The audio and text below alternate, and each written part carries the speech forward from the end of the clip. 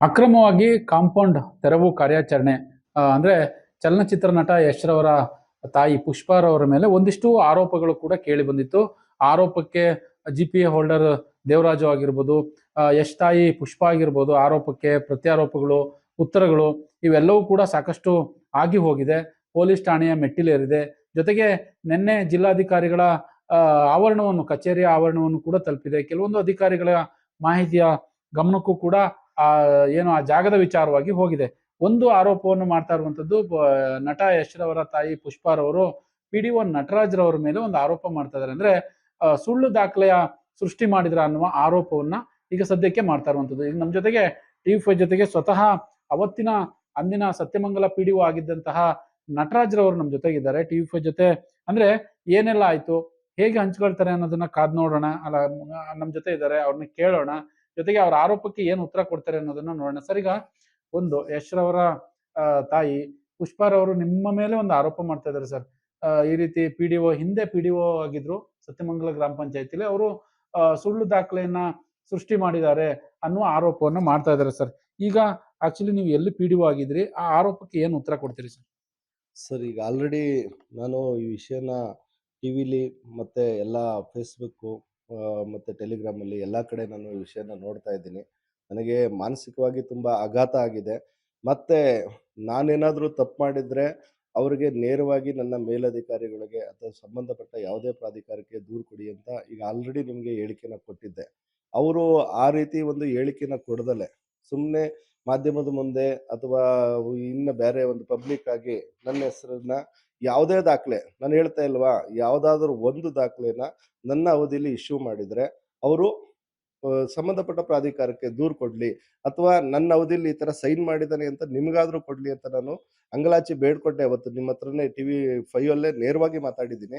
ಆದರೂ ಸಹ ಆ ದಾಖಲೆಗಳನ್ನ ಕೊಡ್ತಾ ಇಲ್ಲ. ಅದು ಯಾವ ಕಾರಣಕ್ಕೆ, ಯಾವ ಒಂದು ಹಿನ್ನೆಲೆ ಇಟ್ಕೊಂಡು ಈ ರೀತಿ ಅದನ್ನ ಮಾತಾಡ್ತಾ ಇದ್ದಾರೋ ನನಗೆ ಗೊತ್ತಿಲ್ಲ ಸರ್. ಈಗ ಒಂದು ಹೇಳ್ತಾ ಇದ್ದಾರೆ, ಒಂದು ಒರಿಜಿನಲ್ಲು, ಇನ್ನೊಂದು ಡೂಪ್ಲಿಕೇಟ್ ಅನ್ನ ಆರೋಪವನ್ನು ಕೂಡ ಮಾಡ್ತಾ ಇದ್ದಾರೆ ಸರ್. ಹಾಗಾದ್ರೆ ಒರಿಜಿನಲ್ ಯಾವುದು, ಡೂಪ್ಲಿಕೇಟ್ ಯಾವುದು ಅಂತ? ಸರ್, ನನಗೆ ನನ್ನ ಅವಧಿಯಲ್ಲಿ ನಾನು ಯಾವುದೇ ಕೆಲಸನ ಅದಕ್ಕೆ ಸಂಬಂಧಪಟ್ಟ ಹಾಗೆ ಮಾಡಿಲ್ಲ. ಇನ್ನೊಂದು, ನಾನು ಹಾಸನ ಜಿಲ್ಲಾ PDO ಅಸೋಸಿಯೇಷನ್ದು 2 ಬಾರಿ ಅಧ್ಯಕ್ಷನಾಗಿ ಕೆಲಸ ಮಾಡಿದ್ದೆ. ಈಗಲೂ RDPR ರಾಜ್ಯದ ಉಪಾಧ್ಯಕ್ಷನಾಗಿ ಕೆಲಸ ಮಾಡ್ತಾ ಇದ್ದೀನಿ. ಮತ್ತೆ ನಾನು ನೇರ ನೇಮಕಾತಿಯಲ್ಲಿ PDO ಆಗಿ ಅಪಾಯಿಂಟ್ ಆದವನು. ಮೂಲತಃ ನಾನು ಸಹ MBA ಮತ್ತೆ LLM ಮಾಡಿದ್ದೀನಿ. ಅಂದರೆ ಲಾದಲ್ಲಿ ಮಾಸ್ಟರ್ಸ್ ಮಾಡಿದ್ದೀನಿ. ನಾನು ಯಾವುದೇ ಅಷ್ಟೊಂದು ದಾಖಲೆಗಳಿಲ್ದಲೆ ಫೇಕ್ ಮಾಡಿ ಮಾಡೋ ಅಂಥ ಒಂದು ಹಿನ್ನೆಲೆಯಿಂದ ಬಂದಂಥ ಕುಟುಂಬ ಅಲ್ಲ ಸರ್. ನಾನು ಮೂಲತಃ ಹಾಸನ ತಾಲೂಕಿನವನೇ. ನನ್ನ ತಾತ ಅಣ್ಣೇಗೌಡ ಅಂತ ಹೇಳಿ ಜವೇನಹಳ್ಳಿ ಕಟಾಯ ಹೋಬಳಿಯವರು. ಮತ್ತೆ ನನ್ನ ತಾಯಿ ತಂದೆಯವರು ಸಹ ಬರ್ತೂರು ರಂಗೇಗೌಡರು ಅಂತ ಹೇಳಿ, ಅವರೆಲ್ಲರೂ 100 ಎಕರೆ ಜಮೀನ ಇವತ್ತು ಅವರ ಅಂದ್ರೆ ಸಂಪಾದನೆ ಮಾಡಿ ಅದರಲ್ಲಿ ಬಾಳಿ ಬದುಕಿದ್ದವರು. ಈಗಲೂ ಸಹ ಜಮೀನು ನಮ್ಮ ಕುಟುಂಬದಲ್ಲೇ ಇದೆ.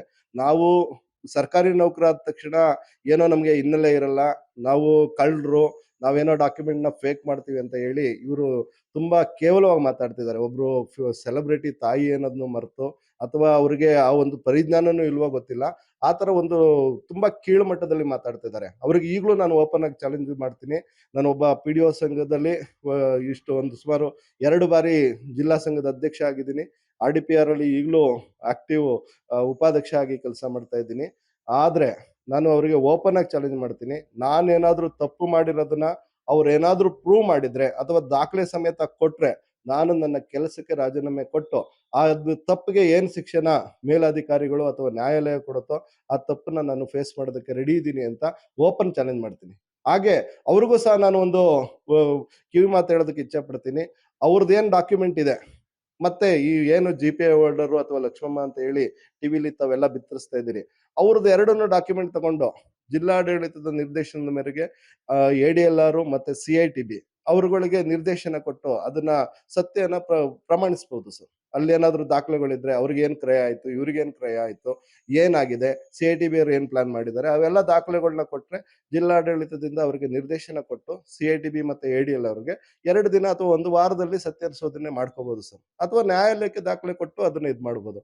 ಅದನ್ನ ಬಿಟ್ಟು ಏಕಾಏಕಿ ನನ್ನ ಮೇಲೆ ಫೇಕ್ ಮಾಡಿದಾನೆ ಅಂದ್ರೆ ನನಗೆ, ನಾವು ಬಣ್ಣ ಹಚ್ಚೋರಲ್ಲ ಸರ್, ದಯವಿಟ್ಟು ಬೇಜಾರು ಮಾಡ್ಕೋಬೇಡಿ. ನಾವು ಬಣ್ಣ ಹಚ್ಚೋರಲ್ಲ. ನಾವು ಒಂದು ಮೌಲ್ಯಗಳನ್ನ ಇಟ್ಕೊಂಡು ಆ ಮೌಲ್ಯಗಳ ಆಧಾರಿತದಲ್ಲಿ ಸರ್ಕಾರಿ ನಿಯಮಗಳಿಗೆ ಒಳಪಟ್ಟು ನಾವು ಕೆಲಸ ಮಾಡ್ತಾ ಇರ್ತೀವಿ. ಸೊ ಇವು ಎಷ್ಟೋ ಅಸೋಸಿಯೇಷನ್ಗಳಲ್ಲಿ ಅಧ್ಯಕ್ಷರಾಗಿ ಮತ್ತೆ ರಾಜ್ಯ ನೌಕರಿ ಸಂಘದಲ್ಲೂ ನಾವು ಗುರುತಿಸ್ಕೊಂಡಿರ್ತೀವಿ. ನಮ್ಮ ಒಂದು ಹೆಸರಿಗೆ ಇದು ಕಪ್ಪು ಮಸಿ ಬೆಳೆಯುವಂತ ಒಂದು ಹುನ್ನಾರನೇ ಹೊರತು ಯಾವುದೇ ಕಾರಣಕ್ಕೂ ನನ್ನ ಹಂತದಲ್ಲಿ ಯಾವುದೇ ದಾಖಲೆ, ಒಂದು ದಾಖಲೆಗೂ ನಾನು ಸೈನ್ ಮಾಡಿದ್ರೆ ನನ್ನ ಅವಧಿಲಿ ಇವು ಲಕ್ಷ್ಮಮ್ಮಗೆ ಸಂಬಂಧಪಟ್ಟಂಗೆ ಯಾವ್ದಾದ್ರು ಒಂದು ಈ ಸ್ವತ್ತು ಆಗಿರ್ಬೋದು, ಖಾತೆ ಆಗಿರ್ಬೋದು, ಅಥವಾ ಖಾತಾ ಎಕ್ಸ್ಟ್ರಾಕ್ಟ್ ಸೈನ್ ಮಾಡಿದ್ರು ನಾನು ನನ್ನ ಕೆಲಸಕ್ಕೆ ರಾಜೀನಾಮೆ ಕೊಟ್ಟು ಹೋಗ್ತೀನಿ ಸರ್, ನಾನೇನಾದ್ರೂ ತಪ್ಪು ಮಾಡಿದ್ರೆ. ಬಟ್ ಇದು ಸುಮ್ಮನೆ ಅನವಶ್ಯಕವಾಗಿ ನನ್ನ ಹೆಸರನ್ನ ತಂದು ನಾನು ಮೂಲತಃ ಇಲ್ಲಿ ಲೋಕಲ್ ಒಕ್ಕಲಿಗ ಜಾತಿಯವನು ಇರೋದ್ರಿಂದ ಎಲ್ಲರೂ ಸಂಬಂಧಿಕರು ಇರ್ತಾರೆ ಸರ್. ಹಂಗಂತ ಹೇಳಿ ಸಂಬಂಧ ಇದೆ ಅಂದ ತಕ್ಷಣ ಅಥವಾ ಅವ್ರು ಯಾರೋ ಮಾತಾಡಿದ್ರು ಅಂದ ತಕ್ಷಣ ಎಲ್ಲರಿಗೂ ನಾನು ಸಪೋರ್ಟ್ ಮಾಡ್ತೀನಿ ಅಥವಾ ಫೇಕ್ ಮಾಡ್ತೀನಿ. ಇವತ್ತು ನೋಡಿ ಸರ್, ಟೆಕ್ನಾಲಜಿ ತುಂಬಾ ಇಂಪ್ರೂವ್ ಆಗಿದೆ. ಆಮೇಲೆ ಈ ಏನು ಯಾವುದೇ ಅಧಿಕಾರಿ ಏನೇ ತಪ್ಪು ಮಾಡಿದ್ರು ಅದಕ್ಕೆ ಶಿಕ್ಷೆ ಮಾಡೋದಕ್ಕೆ ಪ್ರಾಧಿಕಾರಗಳು ಗಟ್ಟಿಯಾಗಿದ್ದಾವೆ. ಹಾಗಾಗಿ ಇವರು ಅಲ್ಲಿಗೆ ಡಾಕ್ಯುಮೆಂಟ್ ನ ಕೊಡಬೇಕು. ಮೀಡಿಯಾ ಮುಂದೆ ದಯವಿಟ್ಟು ನಾನು ಅವ್ರನ್ನ ಕೈ ಮುಗಿದು ಕೇಳ್ಕೊಳ್ತೀನಿ. ಮೀಡಿಯಾ ಮುಂದೆ ಹೋಗಿ ತುಂಬಾ ಕೇವಲವಾಗಿ ಮಾತಾಡಿ ಒಬ್ಬ ಸೆಲೆಬ್ರಿಟಿ ತಾಯಿ ಅನ್ನೋದನ್ನ ನೀವು ಮರೆತು ಸುಮ್ಮನೆ ಕೇವಲವಾಗಿ, ಬಹುಶಃ ನಿಮ್ಮ ಕುಟುಂಬದಲ್ಲಿ ಯಾರಾದ್ರೂ ಉತ್ತಮವಾದ ಎಜುಕೇಶನ್ ಅವರು ಇದ್ದಿದ್ರೆ ನಿಮ್ಗೆ ಕಿವಿ ಮಾತು ಹೇಳ್ತಿದ್ರು ಅನ್ಸುತ್ತೆ. ದಾಖಲೆಗಳನ್ನ ತೆಗೆದುಕೊಂಡು ಅದನ್ನ ಮೀಡಿಯಾ ಮುಂದೆ ಬಿಡೋದ್ ಬಿಟ್ಟು ಡೈರೆಕ್ಟ್ ಆಗಿ ಸಂಬಂಧಪಟ್ಟ ಪ್ರಾಧಿಕಾರಕ್ಕೆ ಕಂಪ್ಲೇಂಟ್ ಕೊಡಿ ಅಂತ ಹೇಳ್ತಾ ಇದ್ರು. ಅದು ಬಿಟ್ಟು ನೀವು ನನ್ನನ್ನ ನೇರವಾಗಿ ಇಲ್ಲಿ ನೀವು ಲಕ್ಷ್ಮಮ್ಮ ಅವರಿಗೆ ಮೋಸ ಮಾಡ್ತಾ ಇದ್ದೀರೋ ಅಥವಾ ಇನ್ಯಾವ ಉದ್ದೇಶಕ್ಕೆ ಈ ತರ ಕುಣಿತಾ ಇದ್ದೀರೋ ಗೊತ್ತಿಲ್ಲ. ಆದ್ರೆ ನನಗೆ ನೀವು ಡೈರೆಕ್ಟ್ ಆಗಿ ನೋವನ್ನು ಉಂಟು ಮಾಡ್ತಾ ಇದ್ದೀರಿ. ನನ್ನ ಕುಟುಂಬಕ್ಕೆ ನೋವನ್ನು ಉಂಟು ಮಾಡ್ತಾ ಇದ್ದೀರಿ. ನನಗೂ ವಯಸ್ಸಾದ ತಂದೆ ತಾಯಿ ಇದ್ದಾರೆ, ಅವರು ಸಹ ನೋವನ್ನು ಅನುಭವಿಸ್ತಾ ಇದ್ದಾರೆ. ದಯವಿಟ್ಟು ಈ ತರ ಹೇಳಿಕೆ ಕೊಡೋದನ್ನ ದಯವಿಟ್ಟು ಮುಗಿಸಿ ಇವತ್ತಿಗೆ ನೀವು ನೇರವಾಗಿ ದಾಖಲೆಗಳ ಸಮೇತವಾಗಿ ಡಿ.ಸಿ ಅವ್ರನ್ನ ರಿಕ್ವೆಸ್ಟ್ ಮಾಡ್ಕೊಳ್ಳಿ. ನೀವು ಮತ್ತೆ ಲಕ್ಷ್ಮಮ್ಮ ಮತ್ತೆ ನಿಮ್ಮ ಏನು ಜಿ.ಪಿ.ಎ ಹೋಲ್ಡರ್ ಅಂತ ಹೇಳ್ತಿದ್ರಿ, ಹೋಗಿ ನಿಮ್ಮ ಎಲ್ಲಾ ದಾಖಲೆಗಳನ್ನ ಕೊಟ್ಟು ಡಿ.ಸಿ ಅವ್ರನ್ನ ಮತ್ತೆ ನಮ್ಮ ಜಿಲ್ಲಾ ಪಂಚಾಯತಿ ಸಿ.ಒ ಅವ್ರಿಗೆ ಕೊಟ್ಟು ನೇರವಾಗಿ ಸಿ.ಐ.ಟಿ.ಬಿ ಎ.ಡಿ.ಎಲ್.ಆರ್ ಅವ್ರಿಗೆ ಡಾಕ್ಯುಮೆಂಟ್ಗಳನ್ನ ಕೊಟ್ಟು ಪರಿಶೀಲನೆ ಮಾಡ್ಕೊಳ್ಳಿ, ಯಾರ್ದು ಸರಿ ಯಾರ್ದು ತಪ್ಪು ಅಂತ. ಅದನ್ನ ಬಿಟ್ಟು ನೀವು ನನ್ನ ಮೇಲೆ ಆರೋಪ ಮಾಡಿದ್ರೆ, ನೀವು 1 ವರ್ಷ ಆರೋಪ ಮಾಡಿದ್ರು ನನ್ನಿಂದ ಯಾವುದೇ ತಪ್ಪಾಗಿಲ್ಲ ಅನ್ನೋದೇ ನನ್ನ ಹೇಳಿಕೆ. ನಾನು ಇವತ್ತು ಓಪನ್ ಆಗಿ ಮತ್ತೆ ಇನ್ನೊಮ್ಮೆ ಹೇಳ್ತೀನಿ, ನನ್ನ ಅವಧಿಯಲ್ಲಿ ಯಾವುದೇ ವಿಷಯದಲ್ಲಿ ಇದರಲ್ಲಿ ತಪ್ಪಾಗಿದ್ರೆ ನಾನು ನನ್ನ ವೃತ್ತಿಗೆ ರಾಜೀನಾಮೆನ ಕೊಟ್ಟು ನಾನು ಹೊರಗಡೆ ಬರೋದಕ್ಕೆ ಬಂದು ನನಗೆ ಏನ್ ಶಿಕ್ಷೆ ಕೊಡ್ತಾರೆ ಅದನ್ನ ಅನುಭವಿಸಕ್ಕಾಗ್ತೇನೆ. ಮತ್ತೆ ಇನ್ನೂ ಒಂದು ಅಡಿಷನಲ್ ಆಗಿ ಹೇಳಕ್ ಇಷ್ಟಪಡ್ತೀನಿ, ಇದನ್ನೇ ನೀವು ಮುಂದುವರಿಸಿದ್ರೆ ನಾನು ಕಾನೂನು ರೀತಿಯಲ್ಲಿ ಹೋರಾಟನ ಮಾಡಿ ನಿಮ್ಮ ಮೇಲೆ ಮಾನನಷ್ಟ ಮೊಕದ್ದಮೆನು, ನಾನು ವಕೀಲನಾಗಿ ಕೆಲಸ ಮಾಡಿದವನು, ನನಗೆ ಮಾನನಷ್ಟ ಮೊಕದ್ದಮೆ ಹೂಡೋದಕ್ಕೂ ಸಹ ನನ್ನ ಹಿರಿಯ ಅಧಿಕಾರಿಗಳಿಂದ ಅನುಮತಿ ಮತ್ತೆ ವಕೀಲರಿಂದ ಸಲಹೆಯನ್ನು ಪಡಿತೀವಿ ಅಂತ ಹೇಳ್ತಾ ನನ್ನ 2 ಮಾತನ್ನ ಮುಗಿಸ್ತೀನಿ. ಲಾಸ್ಟ್ ಕೊನೆಯ ಪ್ರಶ್ನೆ. ಈ ಜಿ.ಪಿ.ಎ ಹೋಲ್ಡರ್ ದೇವರಾಜು ನಿಮಗೆ ಸಂಬಂಧಿಕರು ಅನ್ನುವ ಆರೋಪವನ್ನು ಕೂಡ ಮಾಡಿದ್ದಾರೆ ಸರ್. ಅದೇನು ಸಂಬಂಧಿಕರ ಏನ್ ಸರ್ ಅದು? ಸರ್ ಇಲ್ಲಿ ಎಲ್ಲರೂ ಈಗ ಹಾಸನದಲ್ಲಿ ನನ್ನ ತಾಯಿ ನನ್ನ ತಂದೆಯವರೆಲ್ಲ ಹಾಸನದವರೇ ಸರ್. ಅವರು ಒಕ್ಕಲಿಗ ಕಮ್ಯುನಿಟಿಯವರು, ನಾನು ಒಕ್ಕಲಿಗ, ದೂರದ ಸಂಬಂಧಿಗಳು ಇರ್ತಾರೆ ಸರ್. ಹಂಗಂತ ಹೇಳ್ಬಿಟ್ಟು ಇಲ್ಲಿ ಎಲ್ಲ ಈ ಪ್ರಮುಖ ರಾಜಕಾರಣಿಗಳು ನನ್ನ ಸಂಬಂಧಿಕರಿದ್ದಾರೆ ಸರ್. ಹಂಗಂತ ಹೇಳ್ಬಿಟ್ಟು ನಾನು ರಾಜಕಾರಣಿಯವರು ಹೇಳ್ದಂಗೆ ಸಂಬಂಧಿಕರು ಹೇಳ್ದ ಹಾಗೆ ನಾನು ಯಾವುದೇ ಕೆಲಸನೂ ಮಾಡಲ್ಲ ಸರ್. ಕಾನೂನಲ್ಲಿ ಅದಕ್ಕೆ ಅವಕಾಶ ಇದ್ರೆ ಅದು ಕೆಲಸ ಮಾಡ್ತೀನಿ, ಇಲ್ಲ ಅಂದ್ರೆ ನಾನು ಮಾಡಲ್ಲ ಸರ್. ಇದಿಷ್ಟು ಪಿ.ಡಿ.ಒ ನಟರಾಜರವರು ಕೂಡ ಹೇಳುವಂತ ಮಾತು. ಅಂದ್ರೆ ನಾನೇನಾದ್ರೂ ಆ ವಿಚಾರದಲ್ಲಿ ಆ ಪ್ರಕರಣದಲ್ಲಿ ಸಂಬಂಧಪಟ್ಟ ಹಾಗೆ ಏನು ವಿದ್ಯಾನಗರದಲ್ಲಿ ಬರ್ತಕ್ಕಂತಹ ಸೈಟ್ ಇದೆಯಲ್ಲ, ಆ ಸೈಟ್ ವಿಚಾರದಲ್ಲಿ ಏನಾದ್ರೂ ನನ್ನ ತಪ್ಪಿದ್ರೆ ನಾನು ನೇರವಾಗಿ ರಾಜೀನಾಮೆ ಕೊಡ್ತೀನಿ. ಜೊತೆಗೆ ಅವ್ರಿಗೆ ಒಂದು ಓಪನ್ ಚಾಲೆಂಜ್ ಕೂಡ ಮಾಡ್ತೀನಿ. ನಾನು ನನ್ನ ಮೇಲೆ ಈಗಾಗಲೇ ಆರೋಪವನ್ನು ಮಾಡ್ತಾ ಇದ್ದಾರೆ. ನಾನು ಕೂಡ ವಕೀಲರ ಸಲಹೆ ತೆಗೆದುಕೊಳ್ತೀನಿ.